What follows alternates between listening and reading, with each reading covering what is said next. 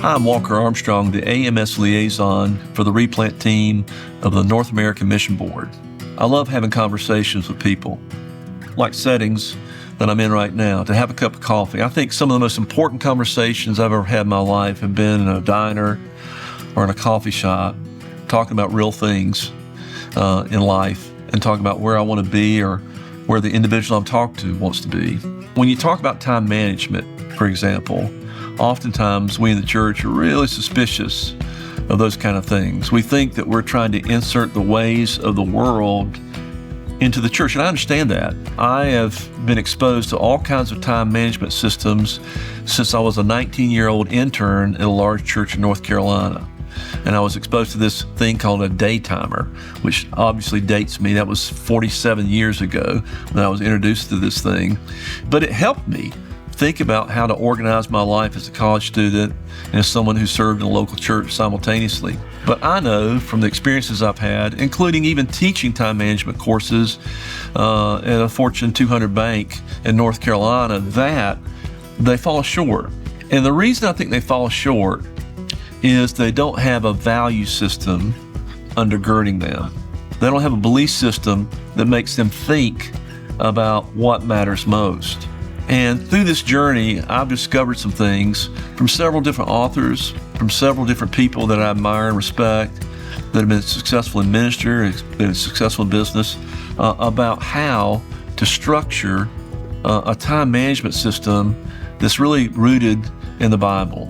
And what I came up with is something not necessarily new, but it's something that you can get a hold of and that you can help other pastors really get a hold of to help them think about their lives. There's two principles, basically. Number one is the idea of sovereignty. We plan our ways, but the Lord orders our steps, the Bible tells us.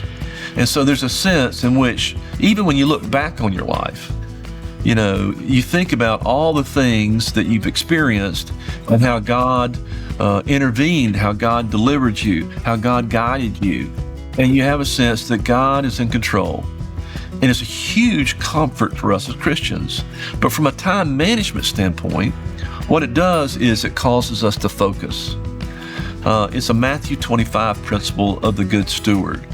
It makes us think about, with the resources I have now, and the personality and the gifts and weaknesses and all the things that God has given me, the experiences I've had, how do I maximize those things in the present moment? And it's about focusing. And that focus points us in a direction towards the future. Now, I know that we're not promised tomorrow, but all of us know that if we don't plan at all, then we're going every which direction as people. And so we need some focus. And focus not only helps us in the present tense, it helps us in the future. But that's not all there is to it. There's also this issue of what we call the serendipity of God, not just the sovereignty of God, but the serendipity of God. And the serendipity of God is how God intervenes and invades and moves. You think about Acts chapter 16, where Paul gets the Macedonian call when he was trying to do something very different. And that Macedonian call led him to meet Lydia. And when he met Lydia, he established a beachhead of ministry at her home, and then later, because he and his companion was falsely accused, they were in prison, and he and Silas were singing praises to God, and God opened the prison doors, and the Philippian jailer fell before him, and that guy came to Christ, and his family came to Christ, all because of a serendipitous moment of a dream Paul had. So there's things, you don't have to have dreams, but there's moments where you really realize that God is leading you. It could be even a crisis, a trauma, an opportunity, but all those things require the sense of God's intervention. And so what do you do from that? There's a flow principle. There's a focus principle from sovereignty. There's a flow principle from serendipity. And that is where you really seek to move in the direction that God's moving. To not resist God, to obey God. And when you combine those two deep theological truths of sovereignty and serendipity, you intersect and you have this idea of synchronicity, which is a beautiful word to me. It's where everything syncs up, where your life seems to be on track, no matter what the circumstances. And that's what this book is about. It's about those biblical principles and how they work out in helping a frazzled pastor discover better ways to organize his life. It's a conversation between a young businessman and his pastor about what matters most, what's essential in life, how we think about managing our lives. And that's what this book is all about. And it gives you an opportunity as an AMS or a leader, denominational leader, to sit down with a pastor one-on-one and talk about how they can get back on track for maximum impact in their lives and really greater joy in their lives, knowing that they're synced up with what God wants them to do. And I encourage you to use this resource.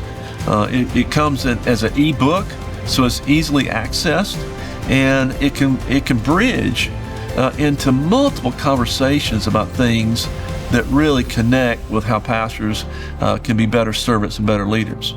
So I invite you, over a cup of coffee, to sit down and have these conversations and see where God leads in helping pastors become the best leader they possibly can be.